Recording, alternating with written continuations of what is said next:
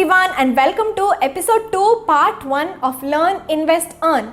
My name is Soundarya Lakshmi Narayanan and in today's video we are going to look into the different types of investment options available. But before that, let me teach you this one financial mantra that you should never forget in your whole life. Risk and rewards go hand in hand in financial markets. Now let's look into the different types of investment options available. Savings account, fixed deposit, bonds, Public Provident Fund, Employee Provident Fund, National Pension Scheme, Gold, Real Estate, Mutual Funds and Stocks. Let's look into each of them briefly. Savings account. Savings account is a place where you can deposit money anytime, withdraw your money anytime, and it gives a decent return of 3 to 4%. Most of the Indians put their money in savings account as it does not carry any risk. Fixed deposits. Fixed deposits is an investment option where you can invest your money for a fixed amount of time.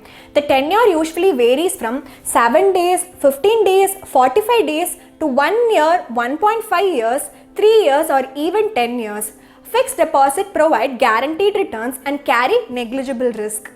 Bonds. Bonds are financial instruments provided by companies and government to raise funds for their long-term and short-term capital needs. Bonds is nothing but the issuer of the bond gets some kind of loan from you, pays interest twice a year and also pays the principal amount upon maturity of the bond. Bonds provide assured returns and carries negligible risk. PPF, Public Provident Fund, is a long-term investment type introduced by the Government of India. It provides everything that every investor wants: safety, fixed returns and is tax-free.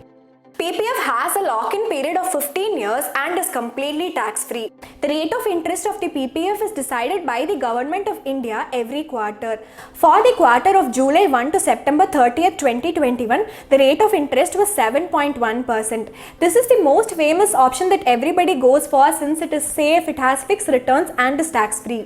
Employee Provident Fund. EPF is for salaried people where both the employee and the employer can contribute up to 12% of the employee's salary, that is basic pay plus dearness allowance, into the EPF account. The EPF account stays active as long as the person is employed. The rate of interest of the EPF account is decided by the Employee Provident Fund organization.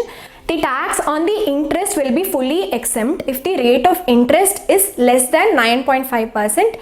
The current rate of interest from 2020 to 2021 for EPF account is 8.5%. Hold on, picture to abhi baki hai. There are much more investment options that we are going to discuss in the next video. So do watch the next video. But before that, subscribe to the channel and give this video a huge thumbs up so it reaches a lot of people who are starting their investment journey. Also, comment below which is your preferred investment type out of the investment types that we discussed today. See you all in the next video.